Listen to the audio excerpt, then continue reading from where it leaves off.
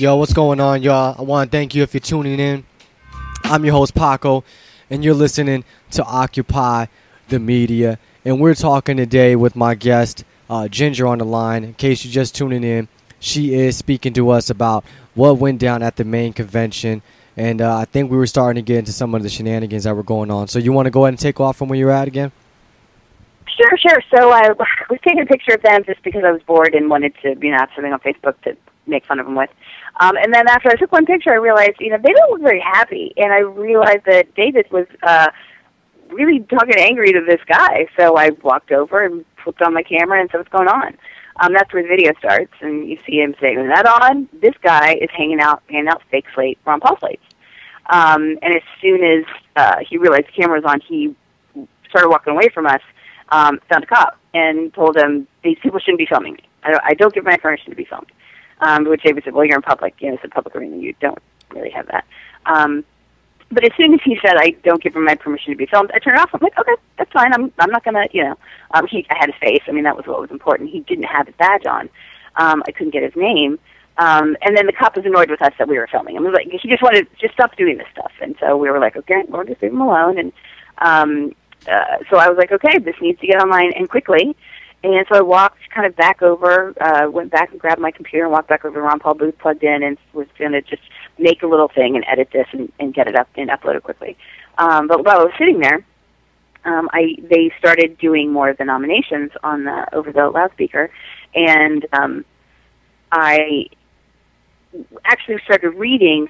I would check and make sure and compare the different ballots to make sure that these are different names. I just want to check on the facts, make sure. And somebody came up and said, oh, that's not the only one. Here's an additional one that I was given in my county group, and it was identical paperwork as the Ron Paul, the same. They'd gone out at lunchtime, and they had printed up, they bought the same sticker stock paper from Staples across the street and printed out with different names. Which is basically what they did in Nevada on lunchtime, too. So that's their little game. On lunchtime is when they come together and say, okay, what do we got? What's going on? That's their game plan. Exactly.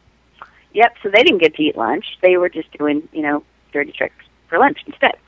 So I'm working on the video, and I hear my name called over the loudspeaker.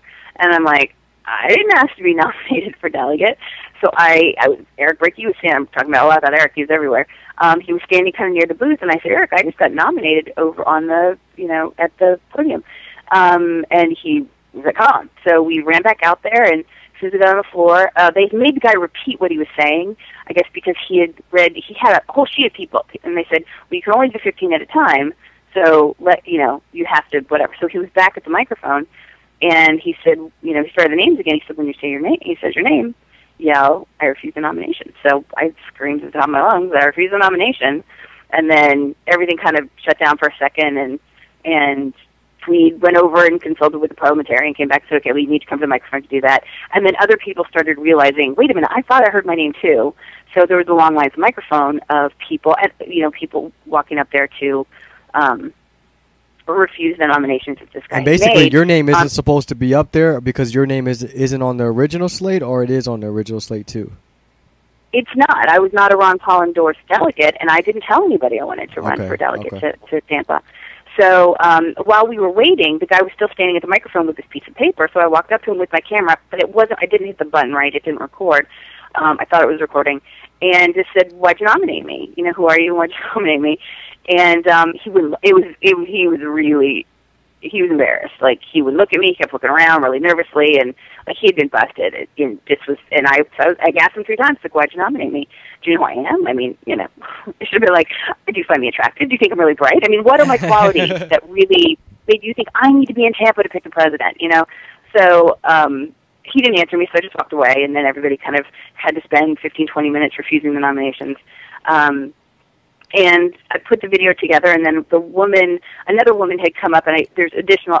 You can find all this story on my blog, which is called adventuresinautism.com. And I've got multiple videos up there with, there was one video that went out, but then there was some supporting material that I didn't put in because it would have made it too long and it was just redundant anyway. But I met a woman who had been handed the second fake ballot, not the one that I was on, but a different one. And she gave a little testimony on, what happened and given that to her. So that's up there. And I edited this video together to try to upload it. And by this point, everything was so slow. We were supposed to have at that point, by 4:30, we were supposed to have this stuff done at noon, and we still had not voted for just the 15 at-large delegates. So while I was out of the room working on the video, apparently they had decided to go to a paper ballot because everybody was so suspicious about what was going on. Nobody was trusting raised hands anymore. We want a paper ballot. We want the written names on it of those who are nominated. We want to confirm who's nominated, so there's no doubt about this.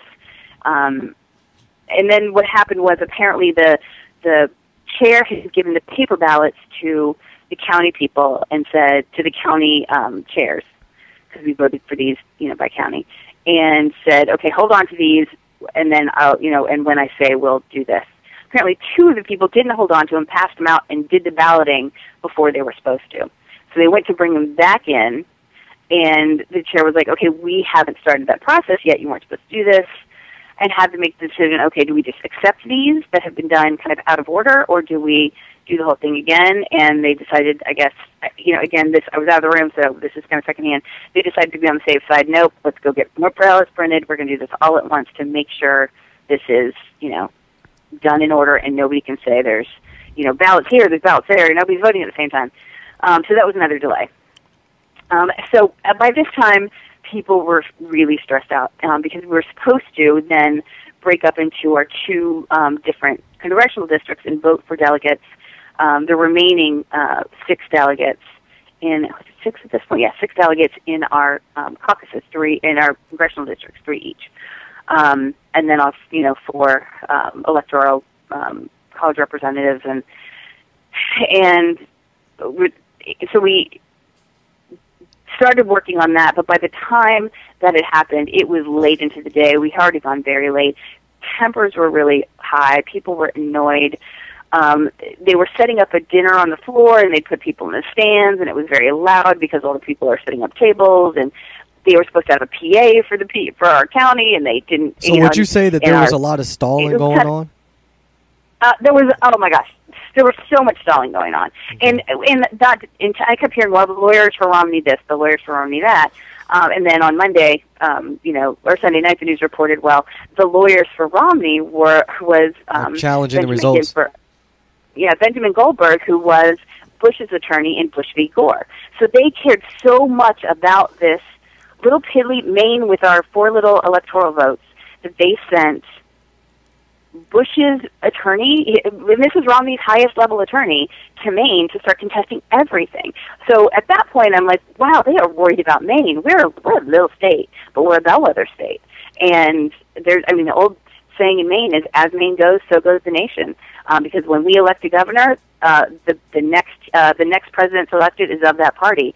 So, they're afraid of Maine. And it's actually happened. What happened this weekend in Maine, Fox News actually started reporting on good things about Paul for the first time in a long time the next day. And we're seeing all sorts of media pop up in the last 2 days, which we haven't seen before. And this is, I think, what they were afraid of. So they were contesting things at every point. I got the sense that it was kind of like the majority of Mainers that showed up for Paul against Romney's lawyers. Yeah. And then, so people were, by the time we got into our district, our county caucuses and trying to work on stuff, people were upset. We had one guy, because we were up on a balcony, and I was in the corner. I seemed to be kind of at the right place at the right time a lot of the day. And this very large man with very big voice burst into the balcony. One more time. Hold that thought. One more time. Okay. We're going to come to our last break, and then we'll be in our last 10-minute segment. Excuse me, when we get back. Okay.